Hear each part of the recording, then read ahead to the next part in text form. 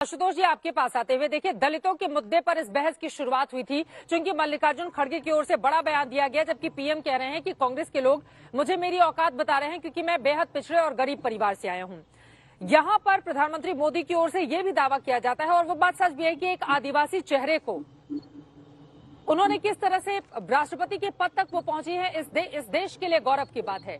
तो इसका भी तो क्रेडिट लेती है ना बीजेपी की। देखिए, एक आदिवासी गरीब चेहरा कैसे इस देश के राष्ट्रपति बन गई। नहीं चित्रा जी, देखिए भारतीय जनता पार्टी को क्रेडिट लेने की पुरानी आदत है और मुझे लगता है कि क्रेडिट लेते ही वो उसकी जो है आपकी क्रेडिबिलिटी खत्म हो जाती है।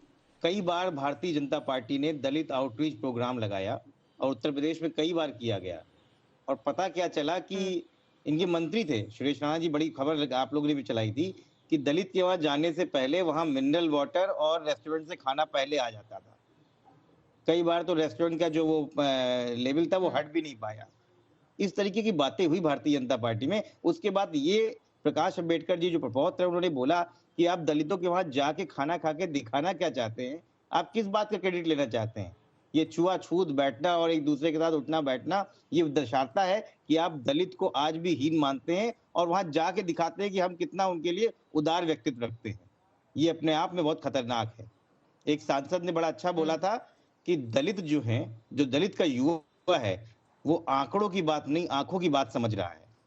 मुझे लगता है भारतीय जनता पार्टी को तब समझना चाहिए जब रोहित वेमुला का केस हुआ था तो सबने चुप्पी साध रखी थी और दया शंकर सिंह ने किस प्रकार से बहन मायावती के ऊपर क्या कटाक्ष करे थे वो किसी से छुपा नहीं है।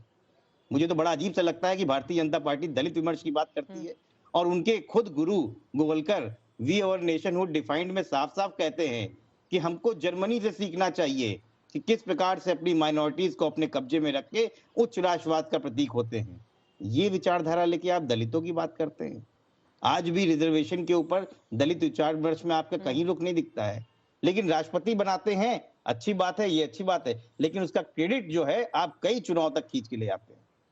प्रॉब्लम क्रेडिबिलिटी की है, प्रॉब्लम क्रेडिट की नहीं है चित्रा जी। ठीक है, ठीक है। आप ये कह रहे हैं कि दरअसल जो क्रेडिट ले लेता है वहीं से उसकी विश्वसनीयता खत्म होने लगती है। सुजाता पांडे जी, मैं आपके पास आऊंगी, लेकिन इस देश का कितना दुर्भाग्य है, आजादी के इतने सालों के बाद भी अगर इस देश में छुआछूत जैसे मुद्दे पर इस तरह की चर्चा हो और आरोप लगे, और यकीनन आज भी ये सच्चाई है, जातिवाद को लेकर भी पार्टियां वोट के लिए टिकट बांटती हैं और जातिवाद के आधार पर बहुत जगहों पर वोट भी पड़ते हैं, ये भी इस देश की सच्चाई है।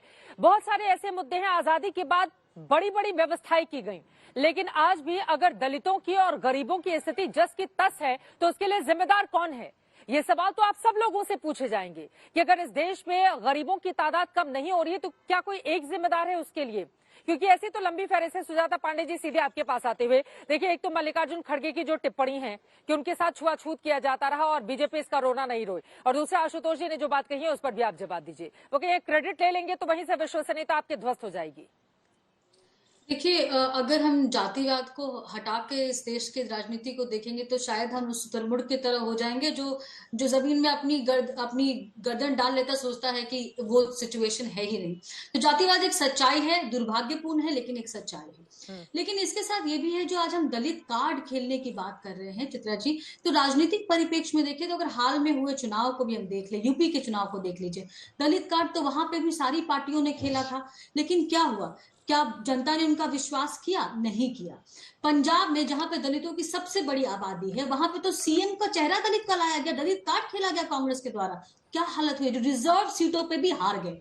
तो सिर्फ कार्ड खेलने से कुछ नहीं होता चित्रा जी, क्योंकि आज का जो मतदाता है उसको आप ये सोचते हैं कि वो 25, 26, 30 साल पहले की तरह सोचता हो और उन्हीं मुद्दों पे वो वोट करेगा, तो आप अपने आप को झांसे में रख रहे हैं, क्योंकि वो आज परिपक्व हो गया है।